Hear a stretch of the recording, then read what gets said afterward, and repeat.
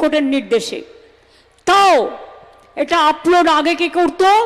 ওয়াকফ board, আর এখন upload করবে কে? মতোয়ালিরা। তো মতোয়ালিরা কাদের লোক? কোন সম্প্রদায়ের লোক? আমরা সুপ্রিম কোর্টে এর জন্য কেস করেছি এবং সেখান থেকে এটাকে রেকটিফাই করেছি। মতোয়ালিরা আপলোড করবে, করে স্টেট গভর্নমেন্টের ওয়াকফ বোর্ডকে দেবে। সুতরাং নিশ্চিন্তে থাকুন, কারো সম্পত্তি কেউ বেদখল করবে না এবং বেদখল হবে না। এসব মিথ্যে প্রচারে কান দেবেন না।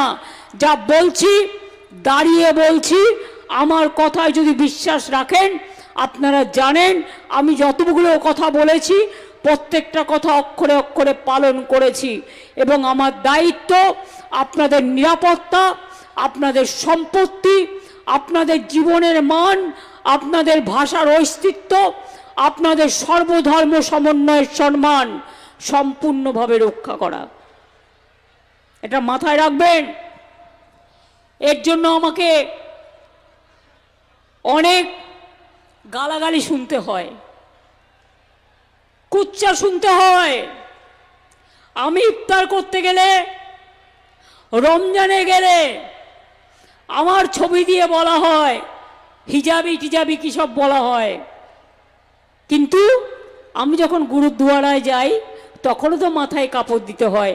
কই তখন তো আপনারা বলেন না।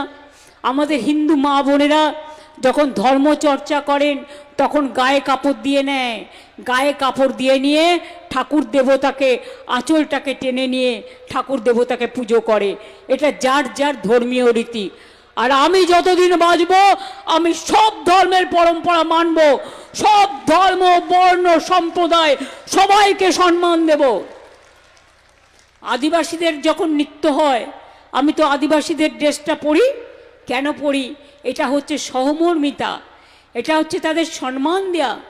অন্যের বেলায় আপনার গায়ে লাগে না, যত গায়ে লাগে যত দোষ নন্দ ঘোষ।